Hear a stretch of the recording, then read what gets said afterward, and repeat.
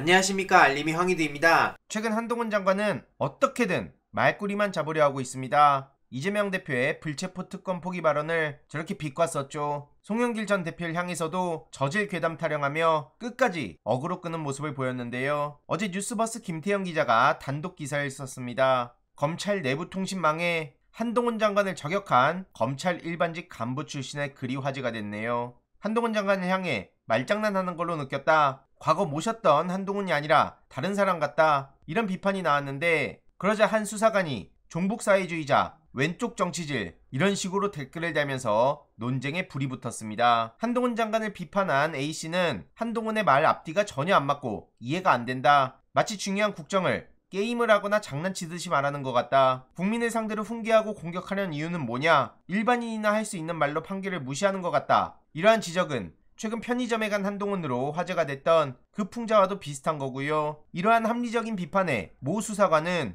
퇴직하고 왼쪽 정치질 원없이 해라, 이렇게 비난을 했습니다. 이에 A씨가 난 민주주의와 자본주의를 매우 신봉하는 사람이다. 함부로 사람을 재단하지 않았으면 한다 라고 답변했지만, 그 수사관은 원색적인 종북 비난을 이어갔다고 하네요. 이후로 찬반 전쟁이 불붙었는데요. 다른 수사관은 저렇게 종북 좌파라고 낙인 찍는 건 편향된 시각으로 위험해 보인다. 종북이란 표현은 과도하다. 이런 반응이 있었고요. 한동훈 장관을 비판한 A씨를 말리는 사람, 한동훈을 옹호하는 사람, 양측을 자제시키는 사람 등등 30개 넘는 반응들이 이어졌다고 합니다. 김태형 기자의 보도에 대부분 A씨가 맞는 말한 거 아니냐, 인성이 글러먹었는데 그런 사람한테 자리를 준 사람이 문제 아니냐, 자기랑 의견이 다르다고 종북 좌파라고 하는 게 검찰 수준이냐, 특히 추미애 전 장관 때 비난하는 걸 툭하면 남기던 것 아니냐, 한동훈 좀 비판했다고 정치적 중립 운운하네. 여기에 저도 완전히 공감하고요. 문제는 추미애 전 장관이나 조국 전 장관을 비난하는 걸 열심히 보도하던 언론들이 왜 김태형 기자를 제외하고 이런 내용을 전하지 않는 걸까요? 그게 가장 어처구니가 없습니다. 심지어 똑같이 허위사실이 인정됐는데 가세현은 무죄고 황희석 전 최고위원은 벌금형이고 이게 선택적 잣대가 아니면 뭐냐 라는 비판이 나올 수밖에 없습니다. 게다가 검찰에선 김남국 의원이 본인 돈으로 초기 투자한 걸로 결론을 내렸다고 하죠. 결론을 내린 거면 내린 거지 잠정 결론은 또 뭡니까? 한마디로 주식을 판 돈 9억으로 코인 투자를 시작했다는 건데 그 난리법석을 친 겁니까?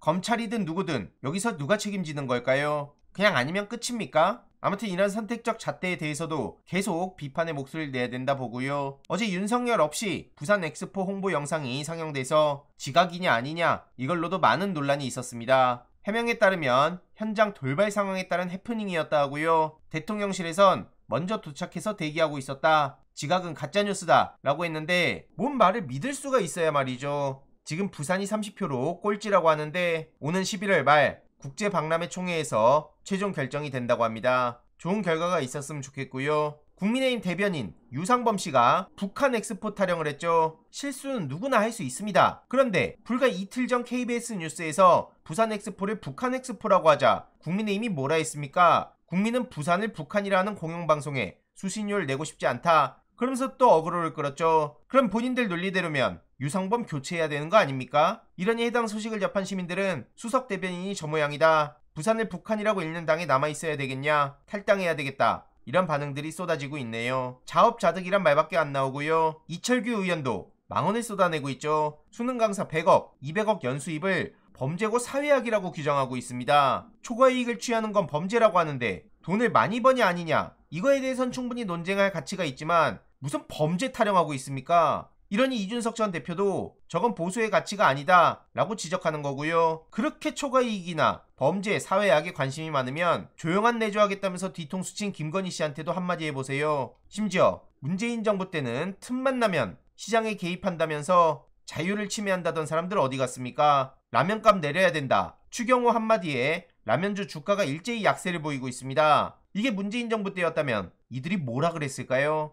이러니 정말 기가 막힌 거고요. 마지막으로 KBS 최경은 기자가 최근 일침을 날렸죠. TV조선으로 민주시민들이 난입해서 지금 저들이 하듯이 난리 부르스를 쳤으면 조선일보, 연합뉴스, 각종 언론사들이 뭐라고 했을까? 근데 이게 반대되는 상황이니 너무나 조용한 거 아니냐? 심하게 기울어져 있다. 이렇게 비판했고요. 이런 걸 일침이라고 합니다. 아무튼 이와 관련한 추가적인 소식들 계속 전해드리도록 하겠습니다. 이번 내용도 유익했다면 구독, 좋아요, 알림 설정 멤버십 가입 정말 큰 힘이 된다는 점 말씀드리고 싶습니다. 주위에 널리 공유 부탁드립니다.